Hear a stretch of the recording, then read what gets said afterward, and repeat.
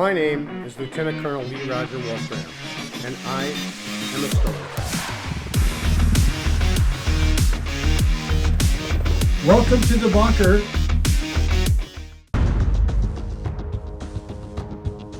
It seems like, you know what, the defense is pushed back. It seems like there's a lot of fair pushback from the judge. The judge is considering all of these things to the extent that he's even asking where in New York. All seems favorable, right? What does this dumb ass Combs do? Remember, this was Friday. He was before the judge. The judge asked for some information about release conditions, and this dumbass doesn't stop. He doesn't even have the awareness. And I could tell you his lawyer said, don't do this shit anymore. At least wait it out till next week. This will all come, it'll all come out with the judge. So what does this dumbass do? He ignores his lawyers. He ignores the court. He ignores the rules. And I think that's what's going to screw him. Hey, everyone. Welcome to the bunker edition of the Colonel channel. And the reason I'm coming to you is because I have new news, if you've been watching the P. Diddy case, yeah, you're in the right place. And there's great news. Good news is I won't make you watch the entire video, but guess what? The judge is keeping him in custody. And the video that follows is a video I was working on actually while I was also checking to see what the status is. But there were a lot of issues raised, and I think the most important thing here is that the judge allowed due process to take place. Everybody got to say pretty much whatever they wanted to say, and like a wise judge that doesn't want to be appealed, he takes consideration and then he makes a decision. Now, it's not the end of the story here with regard to this bail issue, and here's why. If you'll remember, there has been an appeal filed on the earlier decisions regarding his release, and those were held in abeyance until this judge had also the opportunity to hear the evidence and make a decision. So now all three of these bail requests have been denied, and this appeal will then progress forward to the appellate court. So we'll have to see what the appellate court does with it. But it's always harder to win at the appeal. This is by, when people get the idea that, we'll just appeal it. And it doesn't work that way. The court has to decide there's something worth appealing. So with that said, if you watch the video here, you're going to see really what happened. And I predicted this was going to happen. And it's because he thinks he knows more than everyone else. But he's a violent thug, as the evidence seems to show, just the evidence that's been submitted so far. I've given him the benefit of the doubt, and I know some of the other viewers have also given him the benefit of the doubt.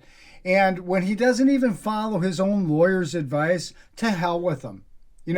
He's screwed, and he deserves it. And there's nothing can be done for the guy.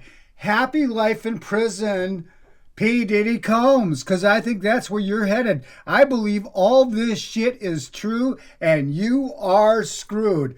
Watch the video and see how it all evolved. He got to say everything he wanted to say. All his angles were heard out, and the judge ultimately made a decision, and you're screwed.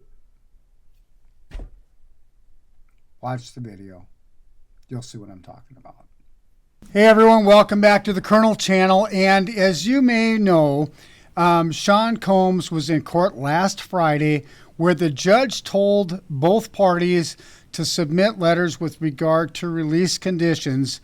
And at some point this week, it is expected that the judge will make a call. I thought it might be before the holiday.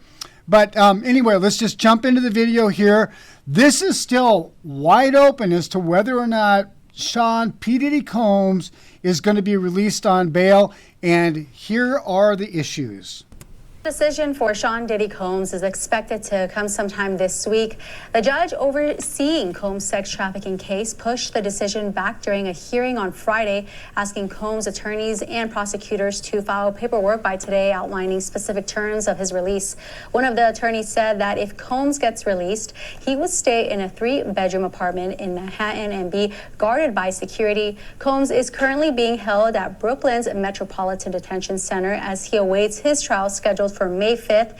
He's pleaded not guilty to charges of racketeering, sex trafficking, and transportation to engage in prostitution. There were things that the judge ordered that the state can't use, the government can't use, that actually improves Combs' ability to get out. Nima, good to see you. You and I have been discussing this case several times this week here. You just heard Lisa Evers' report there. What is Judge Subramanian up to here? It seems like he is considering either two tracks right now. Is he kicking the can down the road on the bail question, or is he delaying the resolution to that very question because he is open to arguments from the defense, i.e., possibly will he grant Diddy's bail request here? Okay, so the one thing that I wanted to mention here, because the judge did come after the defense and say, hey, you said it said legal on these legal pads.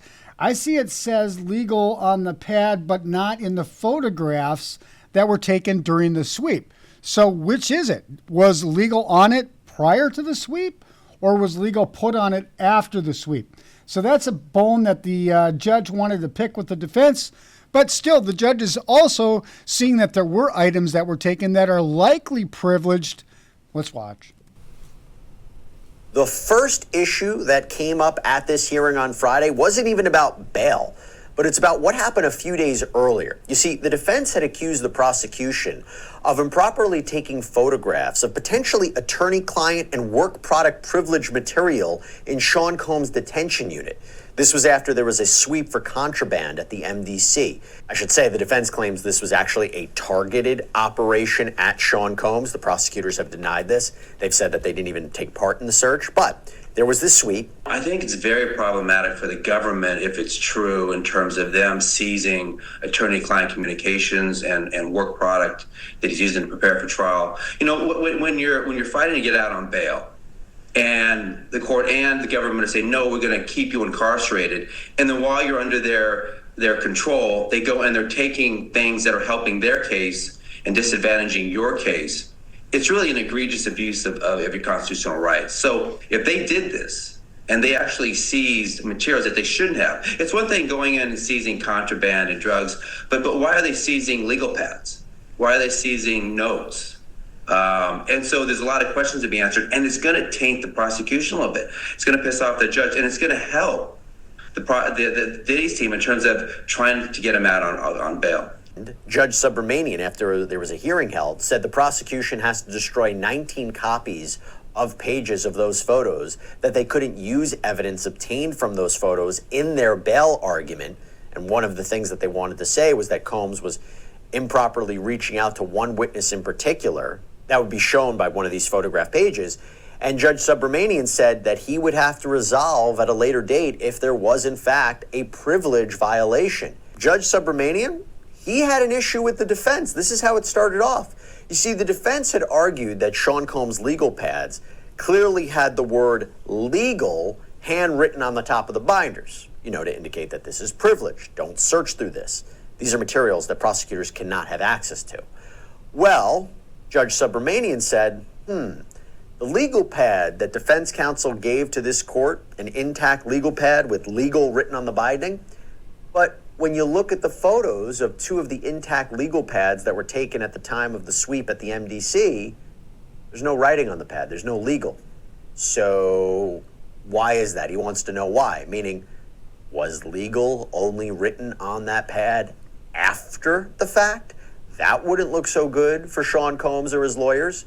And during the hearing, one of Combs' lawyers, Mark Agnifilo, said he wasn't sure when legal was written on the pads, and he did concede that during the sweep, not all the pads said legal.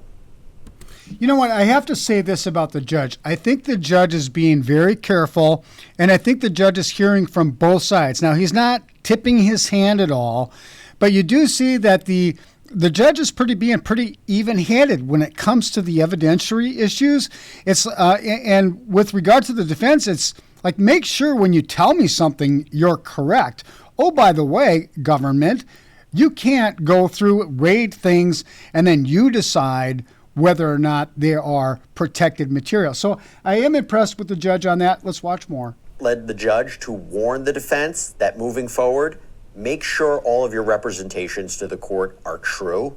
So there's three primary arguments. One, that Diddy is a danger to the community. And really, it's that Cassie Ventura video. The defense is arguing that it was doctored or it was just a moment in time. They're even saying that Cassie was violent herself. Alleges act of obstruction as set forth. 2016, the defendant bribed security officers with $100,000 in cash to destroy evidence of that Cassie video. And the infamous 2016 videotape that was published by CNN earlier this year of Combs purportedly beating his ex-girlfriend Cassandra Ventura in a hotel hallway while he was just wearing a towel.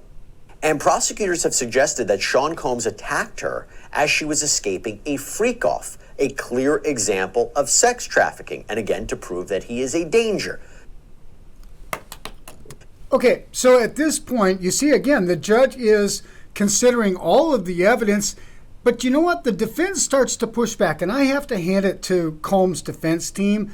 They really come up with some stuff to leave some balance here, despite his efforts to thwart everything they do. They do push back, and the judge does ask some good questions of the prosecution when it comes to this particular videotape. Like, it's not a pure videotape, it's a CNN tape. No one knows what happened before or after. So now, Judge Subramanian did something actually interesting. He pressed the prosecution about something the defense had brought up, that video may not be exactly what it is because CNN may have spliced it or edited it together. So now we're talking about the video. We're starting to talk about evidence. But one of the things that comes up here is him breaking all the rules. So he doesn't have any respect for anyone but himself. And he's really revealing his true personality. And that is one where he thinks he is above everybody else's rules. He can do whatever the hell he wants. He, regardless of what his lawyer does to set him in the best position, he knows better than his lawyer. This is the first warning he's going to go down. And I will tell you, it's because he's got really, really excellent counsel, and he is not following their advice because he knows better. And his lawyers are sticking with him and giving some good counter punches. But I believe this is the kind of stuff that if the judge is on the fence, it's his attitude towards his lawyers. It's his attitude about whose direction he's going to follow. That's the stuff that I think might just turn against him at the end when the defense makes some great arguments. Diddy's allegedly not following the rules in prison. The main concern from prosecutors when talking about bail is they don't trust Sean Combs to follow the conditions of pretrial release. So apparently deleted messages between himself and key witnesses, including a key grand jury witness and victim 2 in the criminal case. One of these witnesses was a worker who participated in these and received a grand jury subpoena during the investigation after defensive counsel represented unequivocally at the prior bail hearing before Judge Carter that the defendant would not reach out to the grand jury witnesses. It became clear that the defendant had done just that. For inmates to share their codes to make phone calls, the Bureau of Prisons handbook prohibits this. The main idea, he doesn't follow the rules on the inside, he can't be expected to follow the rules on the outside. Diddy's behavior has been even worse. He hasn't been following the rules in prison. He's using other inmate phone pack numbers. He's making three-way calls. He's allegedly obstructing justice, tampering with witnesses. While at the MDC, the defendant has instructed family members and third parties to contact multiple potential victims' witnesses. The defendant has provided these instructions to others by using unauthorized means of communication, which makes it difficult to monitor, et cetera, et cetera. That while behind bars at the MDC, Sean Combs has been violating the Bureau of Prisons rules. Now, by the way, that in and of itself could be used to show, hey, if he can't follow the rules while he's locked up inside, what makes you think he could be trusted on the outside? He orchestrated a social media campaign around his birthday where he was making it clear that this was going to help to convey the jury, so they're claiming. He wanted to know the analytics. I honestly don't have a problem with that. I don't think that's obstruction. I don't. He's a celebrity. He's allowed to post posts. Now, those posts can be used against him, but he wasn't pinpointing a specific jury member. So I do think some of this is a little not as extreme as the other. He has been engaging in unauthorized communications, such as three-way phone calls on a monitored phone, using other inmates' phone access codes to make phone calls, and using a third-party text messaging provider. And they alleged he was doing all of this to instruct third parties to reach out to witnesses and even try to influence a potential jury pool. He also apparently deleted messages between himself and key witnesses, including a key grand jury witness and victim 2 in the criminal case. One of these witnesses was a worker who participated in these and received a grand jury subpoena during the investigation after defensive counsel represented unequivocally at the prior bail hearing before Judge Carter that the defendant would not reach out to the grand jury witnesses. It became clear that the defendant had done just that. Okay, so now you see.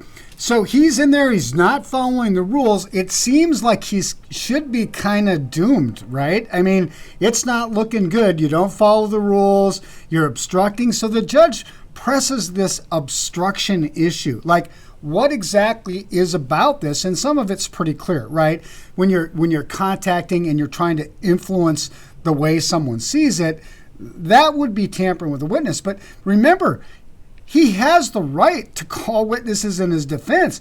And to call witnesses in his defense, he has to see them. And so his defense team comes back. I'm pretty impressed. They are seeking continued detention not because of his wealth, but because of his dangerousness, his risk of flight, his obstruction. So Subramanian asked her to explain the obstruction argument further. He did ask her whether running a PR campaign from behind bars is obstruction, like the birthday message campaign. Next is the obstruction of justice, and this came up both in the second bail hearing and today. He's contacting witnesses. He's allegedly trying to blackmail them, maybe pay them off, because that's going to be his best defense at trial, Andrew, hoping that these witnesses either don't show up or that they go sideways and that they say this is all consensual. And she claims that this is impacting the integrity of the proceedings, and this is his intent to obstruct. Okay, so here comes the defense, and the defense has really got some really good points here, because consider this. He is in custody, right? And part of the argument here for his release is it's impossible for him to prepare for trial. And again, defense comes back swinging and keeps that balance. And one of the questions is, what can Sean Combs say or not say right now? And those letters just came in. So the defense pointed to the recent case of United States versus Donald Trump when it comes to what Combs can say about his own case. Because Mr. Combs is, quote, a criminal defendant and is presumed to be innocent, he has a, quote, greater constitutional claim than other trial participants, including counsel, to criticize and speak out against the prosecution and the criminal trial process that seek to take away his liberty. The government is essentially arguing for a standard in which the entire press community and civil plaintiffs and the government itself can wage war against Mr. Combs' reputation, but Mr. Combs can't even try to influence public opinion himself in response. They argue that Mr. Combs' attempt to contact potential witnesses is protected by his Sixth Amendment right, his right to assist in his defense. They clarify that upon release, Mr. Combs will accept conditions prohibiting direct contact with victims or witnesses, but maintain that while detained, he has a constitutional right to work with his attorneys in reaching out to potential witnesses. While detained, however, in the absence of such condition, the status quo remains that Mr. Combs has a constitutional right to assist his lawyers in reaching out to witnesses. Was improperly contacting or trying to contact people. Ms. Shapiro distinguished other cases, like where a defendant told someone to lie by phone. She said that's not happening here. Plus, when it comes to posting on social media, she says Sean Combs, her client, has a First Amendment right to speak up when there is a barrage of negative media coverage out there and defend himself. And Judge Subramanian said, well, why can't he just do that through his lawyers? In other words, why does he have to go through these other third parties to do that? Now, Shapiro reportedly responded, well, we're happy to do that, but we're lawyers. It's not really what we do. Subramanian also pressed her on the communications regarding victims or witnesses, and she denied that this was evidence of obstruction. And she assured the judge that Sean Combs will listen to his lawyers. If they tell him not to do something, he won't do it. So I want to talk about this because I do this a lot. You know, the lawyer comes into court. The lawyer's known typically on these bigger cases when you're handling bigger cases. It's not your first day in court. It's typically not your first day before that judge.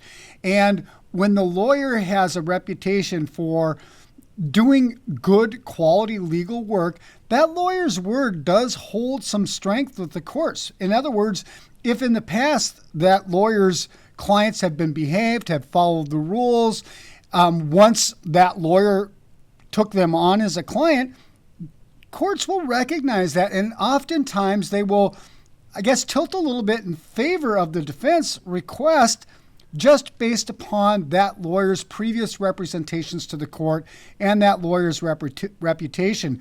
And what you have here is the lawyer, time after time again, trying to stick up for him, try to use that lawyer's own capital to benefit their client, and he screws it up every single time. He tarnishes his lawyer's ability to be to use that same sort of beneficial power, if you will. He hobbles that. It's not going to do him any good in the future because he undermines what his lawyers are going to do. And I will tell you, I have quit from cases before where I feel like no matter what I do, the client is just going to thwart my efforts. I have to have that client discussion and say, look, I don't think there's anything I can do for you. And oftentimes it's because the client thinks they know what they're doing, even despite the fact you tell them how damaging it is. They just don't listen. And when they just don't listen, there's nothing at all you can do for them. This is the biggest case in the country right now. Now that Donald Trump has been elected, and we've talked about that, his criminal cases go away. I mean, nothing even compares to Diddy. We're going to be talking about this. It's going to be the biggest trial of 2025. So all the jurors, potential jurors, they're going to walk into that courtroom with some preconceived notions and idea about Diddy's guilt. The defense argued that his speech is protected by First and Sixth Amendment rights. The defense claims the government's arguments that asking his children to post birthday wishes on Instagram and that he is not entitled to publicly express his opinion, that his prosecution is racially motivated, are quite simply an unconstitutional effort to silence him. So great job on the defense coming back with these constitutional rights, and I really think that it's got some legs here.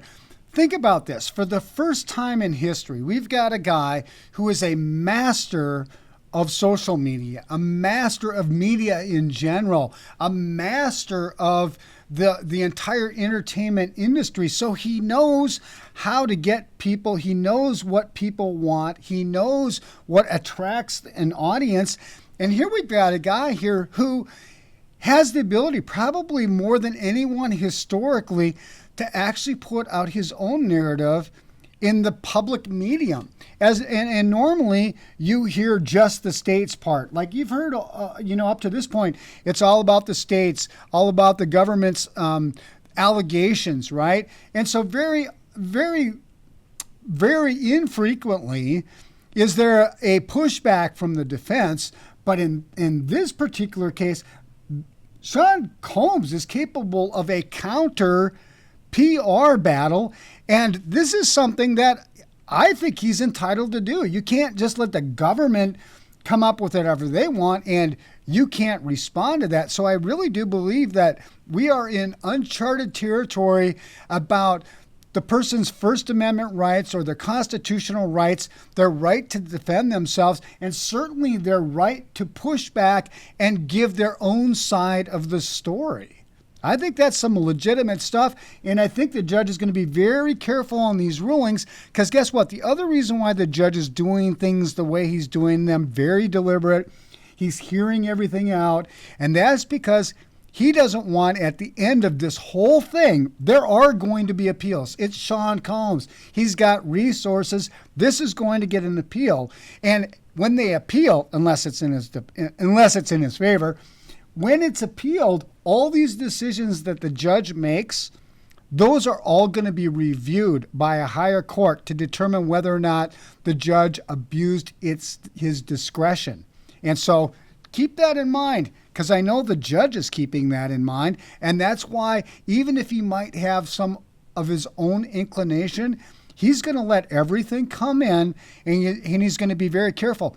And one of the things I think he's doing right now, he's making up his decision, and he is supporting it with case law. And for some of this new and novel stuff, he's creating law, and he knows it. Let's jump back. This is something that he actually had advised the prosecutors to be prepared to discuss. Okay, so finally here, there's going to be this comparison of Mike Jeffries, who had similar sort of sex trafficking allegations, that was released on a $10 million bail. And so the judge wants to kind of talk about that now.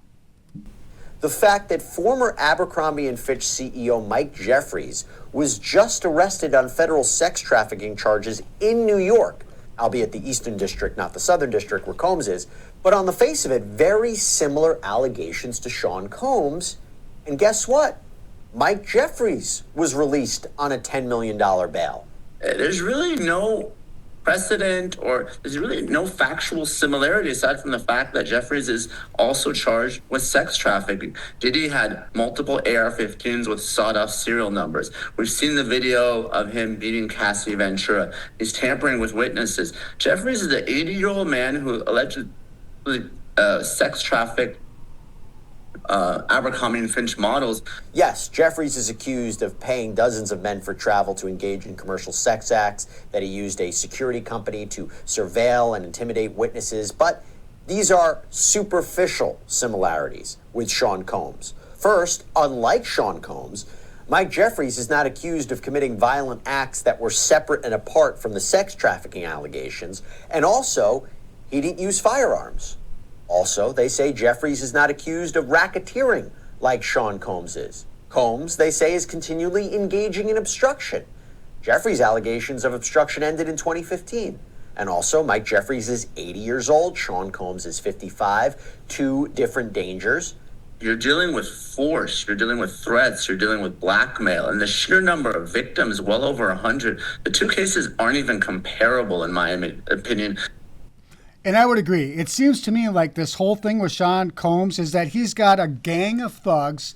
He operates like organized crime. That's why there's a RICO indictment, which there is not on the Jeffries case.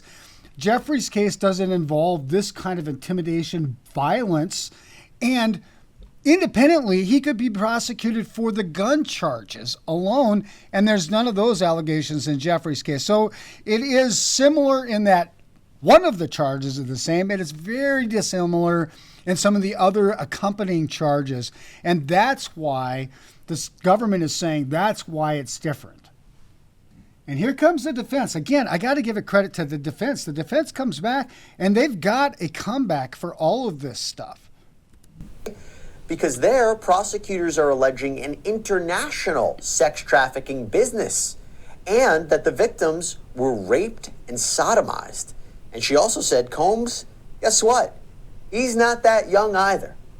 How can Diddy's team comfort the judge to show him that Diddy is going to be surveilled, is going to have 24/7 detention and monitoring, he doesn't have access to the outside, showing all these things to convince the court, hey, he's not going to be a flight risk, he's not going to tamper with witnesses, he's not going to have communications with other people. We can assure the court that.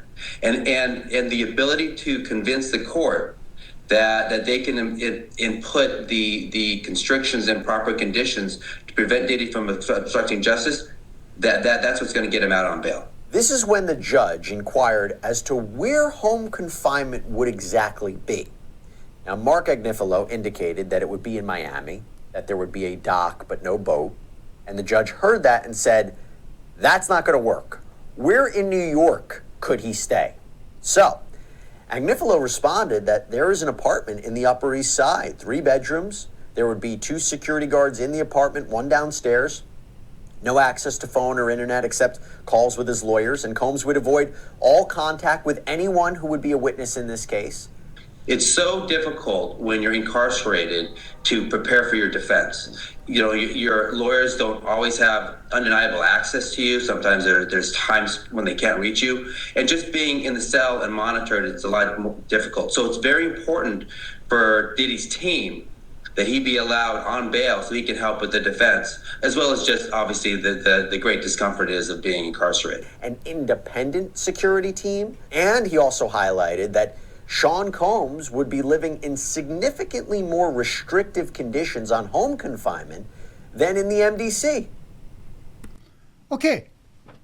It seems like, you know what, the defense is pushed back. It seems like there's a lot of fair pushback from the judge. The judge is considering all of these things to the extent that he's even asking where in New York. All seems favorable, right? What does this dumb ass Combs do? Remember, this was Friday. He was before the judge. The judge asked for some information about release conditions, and this dumbass doesn't stop. He doesn't even have the awareness. And I could tell you his lawyer said, don't do this shit anymore. At least wait it out till next week. This will all come, it'll all come out with the judge. So what does this dumbass do? He ignores his lawyers. He ignores the court. He ignores the rules. And I think that's what's going to screw him. He was still doing it. Now, counsel represented that he had stopped it, but he has continued to use it. Notice the stress there in the italicized. At least once to one other inmate, sending messages to a family member as recent as November 24th. He has reached out to a witness, an alleged participant in multiple freak-offs.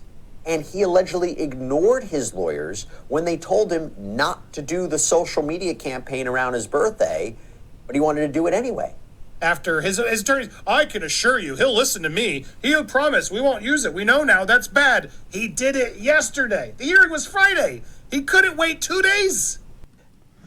Exactly. So that's what I mean. So this guy here knows more than everybody else, and I love it because he is going to screw himself. And it's not because he didn't have a legal team that was capable of fighting back strong and hard all the way through. It's because he knew more than his legal team, and he directed his own defense based on what he thought should occur. Well, I think at the end of the day, it's going to kill him, but I do think that there's still a possibility that the judge might grant him release into that New York plan, and I'll tell you why. Remember, the judge doesn't want this appealed. And I think the biggest thing here is preparing for a trial that is this complex.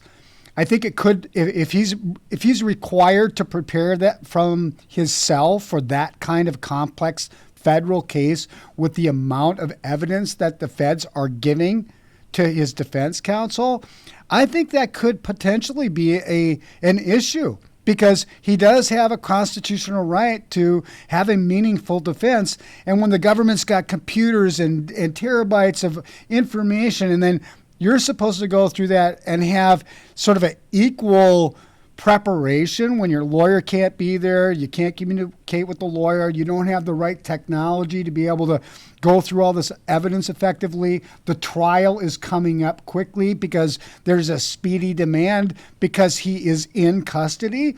And I don't think the judge wants that appeal. So what the judge will probably consider if he is going to allow this is exactly what his lawyer said. Look, he's not going to have internet access. He's not going to have phone access. He's not going to have any of those things that he's been using to manipulate the system from within the jail, and will be forced to go through his lawyers. And I think the judge wants to make sure that the corners on this are nice and square, so when it comes up for appeal, there's nothing here for the appellate court to find has been an abuse of discretion with regard to any decisions the judge made. Well, these are really important points for you to think about. I expect that the judge is going to issue a ruling at any moment. When the judge does, I'll let you know. It'll be a quick video because we've already got the background. And please do subscribe. Please do comment about this stuff because I think there is a lot here for people that want to take both sides or you want to play the devil's advocate. I do it all the time. But until the next time, from the Wolfgram Worldwide headquarters, this is Wolf 6 out here.